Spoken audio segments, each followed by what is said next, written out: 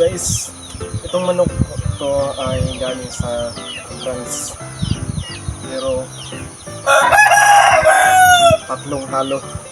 Saka tingnan nyo guys yung kulong ito.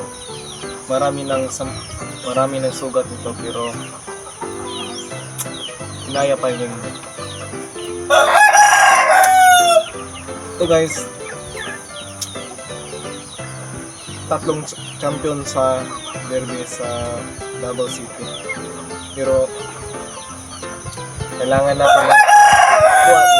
natin ng feelings at saka sa mga quality unok pa sa pag sumali ka sa derby champion. Hindi porket may manok ka na, isasali mo na, walang kondisyon, kailangan may kondisyon. Pero guys, dami namang manok dyan na marami, pero may manok din na may kondisyon, pero iba-ibang kondisyon sa barangay. May isinasali sila na manok tulad nito. Pero alam niyo guys kung anong manok nito, anong klaseng manok nito. Ang manok na ito ay limon. Kailangan nyo tignan nyo na balda na siya yung tuon niya, kasi pag umaway siya nito, tignan lang niya yung kalaban, tingin niya lumipad, pagtugdang dyan niya titirahin. Pero pag tignan niya, kasi pagtugdang niya, kasi sinugat niya sa ibabaw pa yung kalaban, sinugat niya patungo sa sa ubos pa lang siya, sinugat niya. Kaya nga, ito niyang tuhod niya. Ngayon, para nang siyang pakaw. Tignan yung lumakan nito, pero matatari pa siya, pero yung wala niya, gamit naman nito, pero kailangan siyang ng breeding lang siya ngayon. Hindi na siya matatari kasi kailangan siya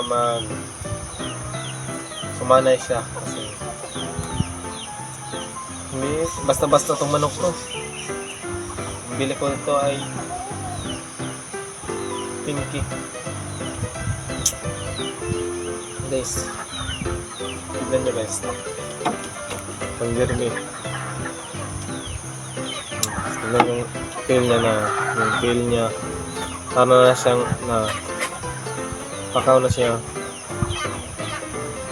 Ang ito kasi ay kung kamay niya. Tignan nyo guys, yung ulo niya na yung samad niya guys, parang nasuga niya guys. Ito yung last champion niya, tinamaan yung ulo niya, kaso akala namin hindi na, talo na kami. Yung pala, dito lang pala sa panit niya na puruhan.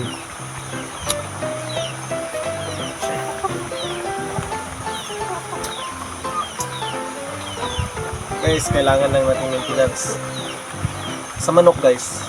Kung isa ka sa bungiro, kailangan lang natin ng maintenance at saka sipag.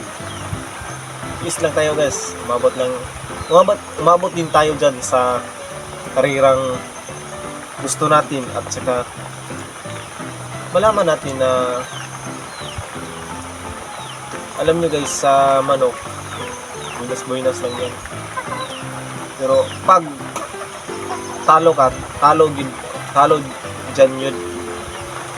Pag manalo ka, manalo step din, manalo ka. Pero kung matatalo ka, may time din dyan na talo ka na talo. May time na araw na matalo ka, at saka may time din na araw na manalo ka. Itong manok guys,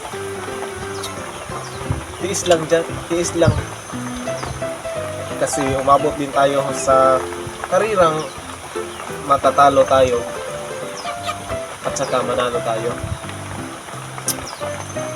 Hindi natin alam na manik natin saktong maintenance kasi wala naman tayong manok na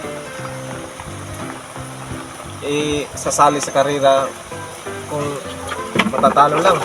Kasi pinundisyon natin, prepare natin kasi may gagawin tayong gustong isali sa karera. Saka hindi tayo